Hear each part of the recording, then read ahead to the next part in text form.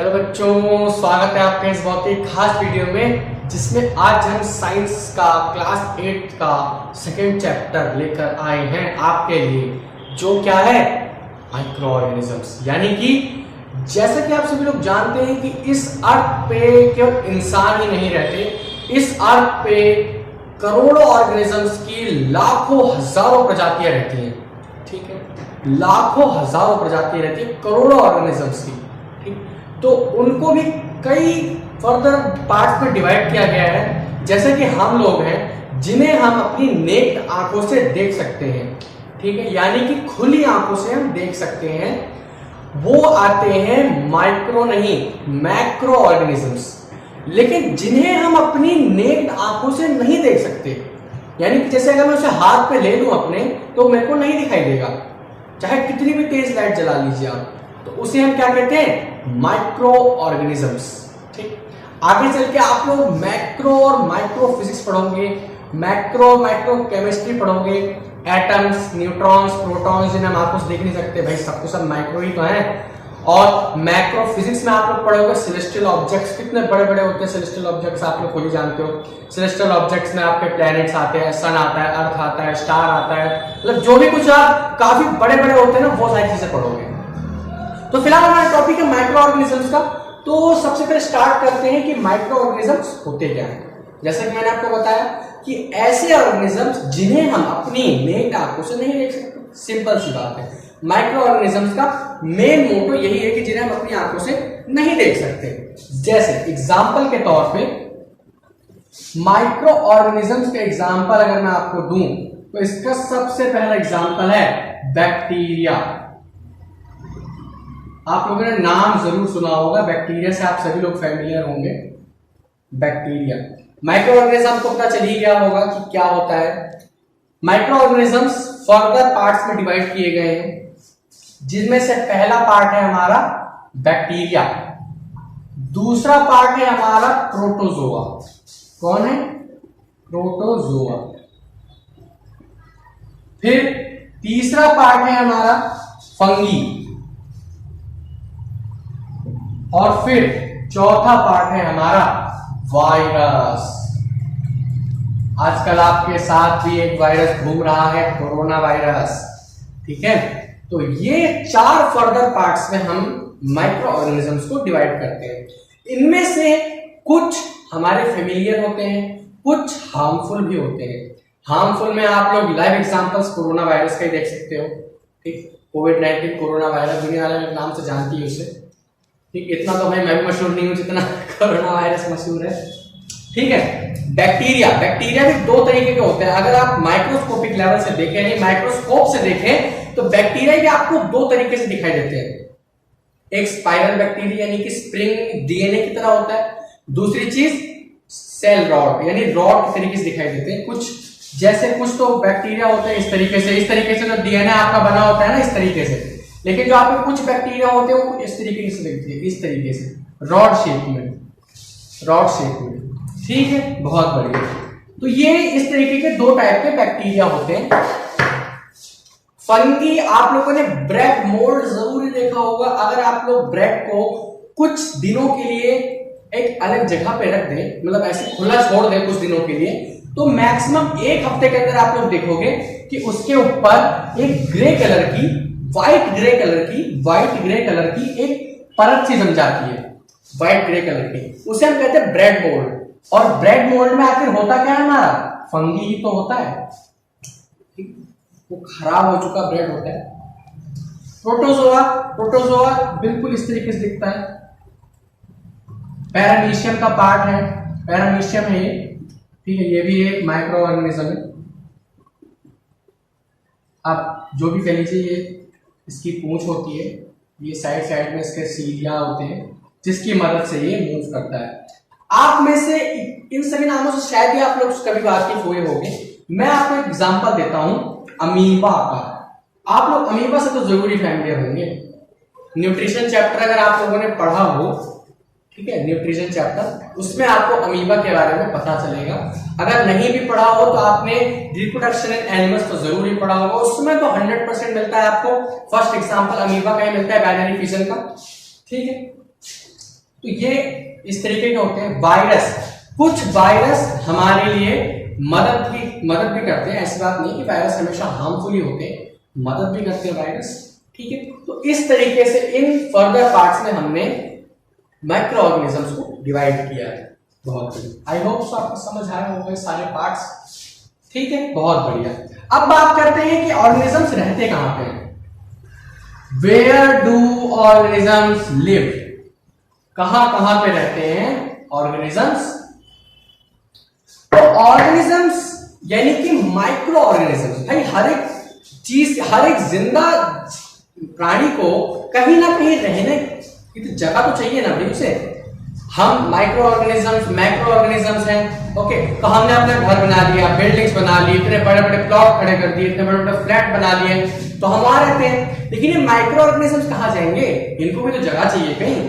तो कुछ फैमिलियर जगहों पे रहते हैं ये सारी चीजें। जैसे एग्जाम्पल के तौर पर मैं आपको बताऊं, अमीबा, एग्जाम्पल के तौर पे अगर मैं अमीबा का आपको एग्जाम्पल दूं तो यह हमेशा अकेला रहता है। और कहां मिलता है ये हमेशा, फ्रेश वाटर में। फ्रेश वाटर में हमेशा अमीबा पाया जाता है। यू मीन फ्रेश वाटर में पहला एक ऐसा बैक्टीरिया या जो भी माइक्रो ऑर्गेनिज्म है जो फ्रेश वाटर में पाया जाता है, ओके। तो ये हमेशा अकेला रहता है। जबकि इसके विपरीत जो हमारा बैक्टीरिया होता है, बैक्टीरिया और वायरस हमेशा कॉलोनीज में रहते हैं, यानी कि हमेशा झुंड बना के रहते हैं। अगर मैं आपसे कहूं कि ये एक बैक्टीरिया है तो ये कभी अकेला नहीं मिलेगा आपको, कभी भी अकेला नहीं मिलेगा। हमेशा इसके साथ अरबों बैक्टीरिया होते हैं। भाई इतने छोटे होते हैं कि दिखाई तो देते नहीं। इतनी सी एक पॉइंट सी जगह पे भी लाखों करोड़ों बैक्टीरिया मिल जाएंगे आपको, ठीक है, पॉइंट सी जगह पे भी। तो लाखों करोड़ों एक साथ रहना कोई बड़ी बात नहीं होगी इसके लिए, ठीक है। अगर मैं कोशिश करता हूं आपको दिखाने की, फोटो देख लीजिए आप लोग बैक्टीरिया की, ठीक है। तो इस तरीके से फोटोज आप लोग देख सकते हैं, आपको ऑनलाइन बहुत सारी फोटोज मिल जाएंगी, बैक्टीरिया, फंगी, वायरस फोटोज वगैरह वगैरह इन सबों की, ठीक है। तो इस तरीके से ये हमारा पहला हो गया फ्रेश वाटर में, यानी कि, और इसका ये सिर्फ केवल अमीबा ही पाया जाता है, इसलिए हम यहाँ पे ब्रैकेट में लिख देते हैं अमीबा। स्पेलिंग में मत जाना यार, गलत होगी तो, ठीक है। और फिर आती है हमारी dead and decay organism. Dead and decay organisms यानी कि सड़ गल गई चीजों पे या मरे हुए, डेड एंड डिकेइंग ऑर्गेनिजम्स या थिंग्स जो भी हैं, लेकिन ज्यादातर ऑर्गेनिक चीजें होती हैं जिन पे ये पाए जाते हैं ऑर्गेनिजम्स, क्योंकि इन्हें भी जिंदा रहने के लिए न्यूट्रिशन चाहिए, ठीक। तो कहीं ना कहीं से अपने न्यूट्रिशन लेते ही हैं। आपने सिम्बायोटिक रिलेशनशिप का नाम जरूर सुना होगा, होप सो सुना हो, नहीं भी सुना मैं बता देता हूं आप लोगों को। सिम्बायोटिक रिलेशनशिप, सिम्बायोटिक क्या रिलेशनशिप, सिम्बायोटिक रिलेशनशिप होती है ली चैन की। ली चैन की होती है किस किस के बीच, एक तो होती है फंगी के बीच और एक होती है ब्लू ग्रीन एल्गी के बीच। ब्लू ग्रीन एल्गी और फंगी के बीच में हमारा ली चैन बनता है, जो किसमें आता है, हमारा सिम्बायोटिक रिलेशनशिप में, ठीक है। आप लोग जब कार्निवोरस, हर्बीवोरस और ओमनिवोरस का एग्जांपल पढ़ते हो तो उसमें आपको पैरासाइट्स का भी एग्जांपल मिलेगा, और एक लास्ट होता है सिम्बायोटिक रिलेशनशिप का, वो फंगी और ब्लू ग्रीन एल्गी के बीच में होता है। ये अपना न्यूट्रिशन पाने के लिए आपस में सिम्बायोटिक रिलेशनशिप बनाते हैं। इसके पास ग्रीन कलर है, इसलिए ये क्लोरोफिल का इंतजाम करता है, सनलाइट एब्जॉर्ब करता है, और ये बाकी काम फंगी करता है, तो ये अपना खाना लेके साथ में बनाते हैं और साथ में मिल बांट के खाते हैं, ठीक। इसलिए इसको सिम्बायोटिक रिलेशनशिप कहते हैं। तो ये भी हमारा क्या है, आप लोगों ने अपने बाथरूम में अगर जहां पे ज्यादा पानी जमा होता है वहां पे ग्रीन ग्रीन कलर का कुछ छपा रहता है, वो तो चलो दिखाई देता है। क्यों दिखाई देता है वो, क्योंकि इतने सारे एल्गी होते हैं ना वहां, इतने सारे करोड़ों अरबों एल्गी के पार्ट्स वहां पे मिल जाएंगे आपको, इसलिए इतनी सी जगह में, इतने बड़े जगह में आपको लाखों करोड़ों एल्गी मिलेंगी, ठीक है। तो उसी को कहते हैं ब्लू ग्रीन एल्गी। कई तरीके की एल्गी भी पाई जाती हैं, ये जो एल्गी है हमारी, ये कई तरीके की पाई जाती है। तो हमारे बाथरूम में कौन सी पाई जाती है, blue green algae, okay. Fungi भी आप लोगों ने देख लिया होगा, bread mould, dead and decay organisms पे कैसे पाए जाते हैं, आप लोगों ने देखा होगा कि कोई भी जानवर अगर मरा पड़ा है एक साइड में, कोई भी जानवर हो, कोई भी जानवर, कुछ दिनों बाद अगर आप लोग वहां जाके देखोगे तो उस जानवर की हड्डियां तक नहीं मिलेंगी आप लोगों को। क्यों नहीं मिलती? क्योंकि अगर जो थोड़ा बहुत मांस होता है वो तो चलो गिद्ध खा जाते हैं, वल्चर्स वगैरह या जैकाल्स वगैरह वो लोग खा जाते हैं, लेकिन हड्डियां तो कोई नहीं खाता। कुछ हड्डियां लेके चले जाते, बाकी सारी हड्डियां नहीं लेके जाते। और अगर किसी जानवर ने नहीं भी खाया ना उसे, किसी जानवर ने जो डेड के ऑर्गेनिज्म खाते हैं उन्होंने नहीं खाया, तो वो अपने आप ही मिट्टी बन जाता है। कैसे बनता होगा मिट्टी? क्या जादू थोड़ी होता है वहां पे कि अपने आप मिट्टी में कन्वर्ट हो जाता है? उसके अंदर मिट्टी तो होती नहीं, अगर हम उसे तोड़े तो मिट्टी तो हमें मिलेगी नहीं, तो अपने आप मिट्टी में कैसे कन्वर्ट हो जाता है? वो मिट्टी में कन्वर्ट होता है by dead and decay organisms. जो हमारे ऑर्गेनिजम्स होते हैं, micro organisms, bacteria, virus, fungi वगैरह जो भी कुछ है, वो उस पे जाके जीते हैं, यानी कि उसी के सहारे जीते हैं, उससे अपना न्यूट्रिशन प्राप्त करते हैं। ठीक, तो इसी की वजह से डेड एंड डिके ऑर्गेनिजम्स को पाया जाता है। तो ये 3 या 4 हमारी जगह है जहां पे हमें मिलता है।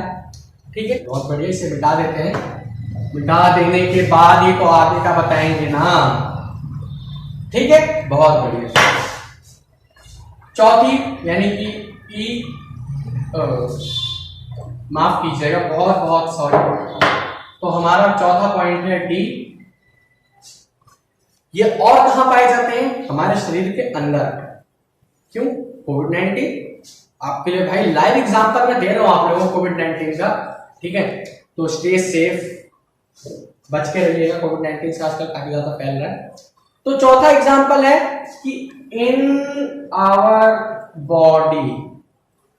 बॉडी के अंदर भी रहते हैं, बॉडी के बाहर भी रहते हैं। इस हाथ को जिस दिन आपने माइक्रोस्कोपिक लेवल से देख लिया ना, कंप्लीट हाथ को माइक्रोस्कोपिक लेवल से, आप अगले दिन से खाना नहीं खा सकते इस हाथ से, कभी नहीं खा पाओगे, क्योंकि इस इतने हाथ पे इतने सारे वायरस, बैक्टीरिया, फंगी वगैरह होंगे ना, इतने माइक्रो ऑर्गेनिजम्स होंगे ना कि आप खा नहीं पाओगे कभी।